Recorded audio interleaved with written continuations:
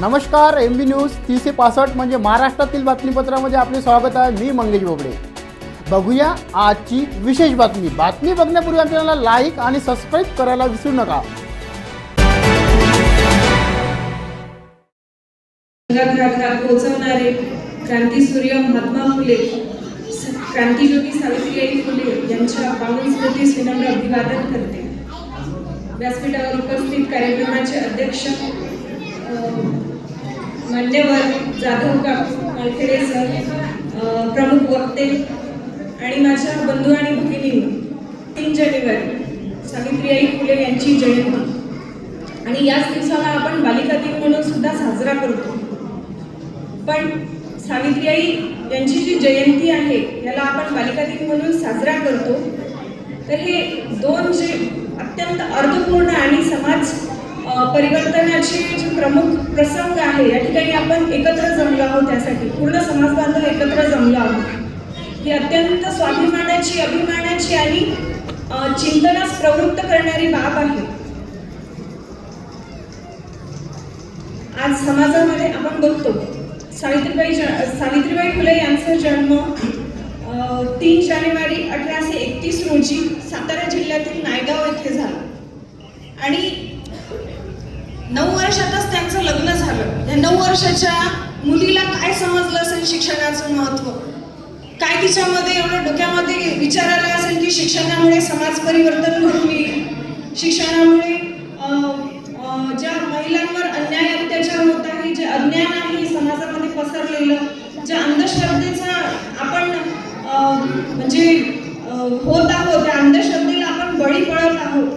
ही अंधश्रद्धा दूर करण्याचं जे साधन आहे ते शिक्षणातूनच मिळणार आहे। काय समजलं असेल एवढ्याशा छोट्याशा जीवाला, पण त्या मायमाऊलीने आपल्या समाजासाठीच नाही तर समाजातील प्रत्येक घटकांसाठी, तो कोणताही असो, तेव्हा जाती व्यवस्था, अस्पृश्यता होती, जातीभेद होता, लिंगभेद होता, शैक्षणिक सामाजिक व्यवस्था ही अगदी अनिष्ट प्रथा आणि परंपरा रूढ होत्या। त्या काळातही सावित्रीबाई फुले यांनी शिक्षणाची जी कास धरली, एवढे स्वतःच्या अंगावर शेणा मातीचे दगडाचे ठोंबे खाल्ले त्यांनी, अपमान सहन केला, टीका सहन केली आणि अशा परिस्थितीत त्यांनी समाजासाठी, समाजातील प्रत्येक स्त्रीसाठी फक्त ती चूल आणि मूल यापर्यंत मर्यादित न राहता तिलाही शिक्षणाची व्यवस्था कशी करता येईल, सामाजिक, शैक्षणिक आणि आरोग्याच्या सुविधा तिच्यासाठी कशा आपल्याला काढता येईल। त्या काळामध्ये तर परिस्थिती गंभीर होती,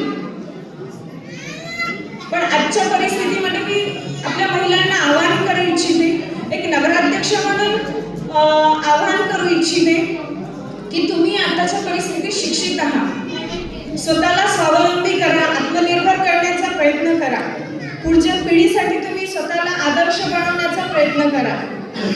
माझे जे समाज बांधवातील युवक तरुण तरुणी आहेत त्यांनाही मी आवाहन करेन की आजकाल मोबाईलचं युग आहे आणि एका बटनावर सगळ्या गोष्टी घडतात, तर इंस्टाग्राम, फेसबुक, व्हॉट्सअप याच्या नादी न लागता जर आपण शिक्षणाचा ध्यास घेतला, आपला समाज फार मोठा आहे आणि समाजाने काहीतरी ओळख नवीन पद्धतीने निर्माण करण्याची आवश्यकता आहे।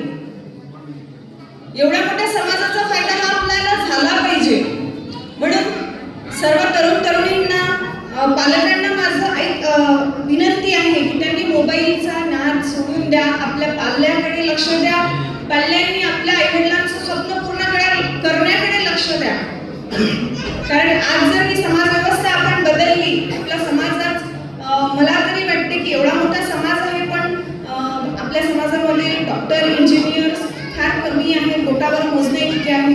म्हणून समाज बांधवांना एक विनंती करू इच्छिते की चांगला अभ्यास करा, विद्यार्थ्यांना सांगू इच्छिते की चांगला अभ्यास करा, मोबाईलच्या मागे लागू नका। काही जर त्यांना लागेल, साहित्य काही लागेल तर तसंही सांगा, आपल्या पालकांकडून ते मागवून घ्या। आणि या ठिकाणी जो माझा आता मी माझ्या तुटक्या शब्दामध्ये तुम्हाला 2 शब्द सांगण्याचा प्रयत्न करत आहे।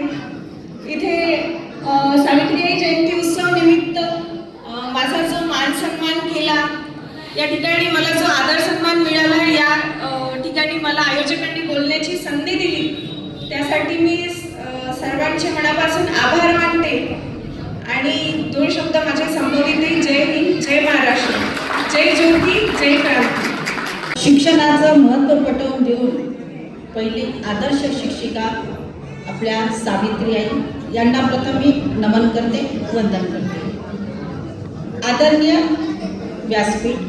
व्यासपीठावरील आपले प्रवक्ते आणि पाहुणे, तसंच उपस्थित समाज बांधव भगिनी, 3 जानेवारी सावित्री आईंचा जन्मोत्सव आपण मोठ्या थाटात इथे साजरा करतोय आणि गेल्या 3 वर्षापासून आपण या समितीतर्फे इथे उत्सव साजरा करतोय. 2 वर्षापासून मी सुद्धा या कार्यक्रमाला उपस्थिती लावलेली आहे.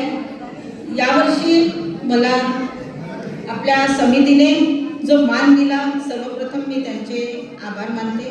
मला अध्यक्षपद दिलं, हे मला पाहुणे म्हणून निमंत्रित होते मी, पण वेळेवर मला अध्यक्ष बनवलं, त्यासाठी सुद्धा मी पहिले सगळे समितीचे आणि समाज बांधवांचे आभार मानते.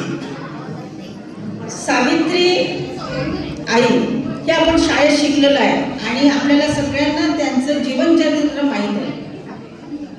पण त्यांनी काय केलं आज आपण बघतोय की स्त्री ही पुरुषाच्या बरोबरीने नाही, एक पाऊल समोर आहे.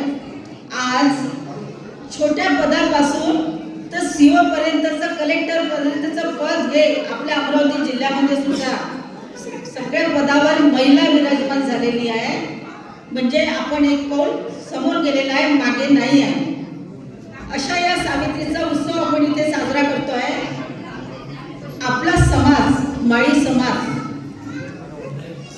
आपल्या समाजाच्या या सावित्री आईने जरी आपल्या शिक्षणासाठी खूप मोलाचं काम केलेलं आहे, आपल्याला समोर आणण्याचं आहे, तरी जेव्हा मी आपल्या खेड्या विभागांमध्ये काम करते, कारण मी आता गावामधून आलेली आहे, आपला समाज हा अजूनही पाहिजे तेवढा समोर गेलेला नाही आहे.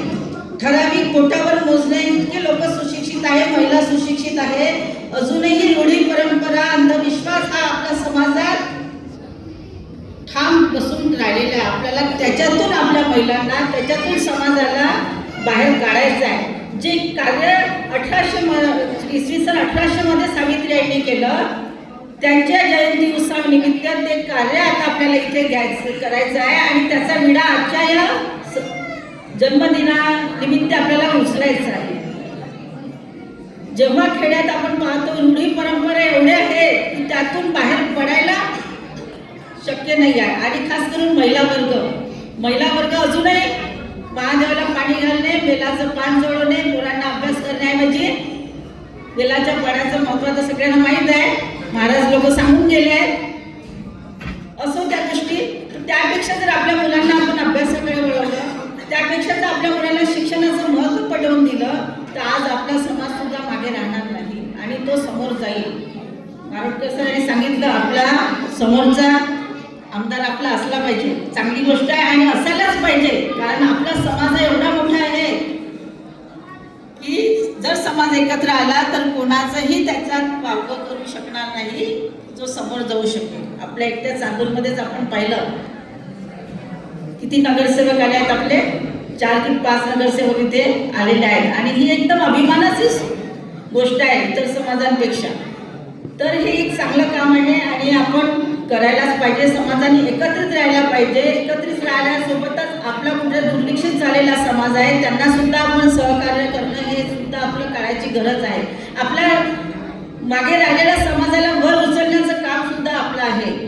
तर या समितीच्या उत्सवाच्या निमित्ताने मी सगळ्यांना सांगू इच्छिते की अशा समाजाला आपल्याला समोर आणायचं आहे.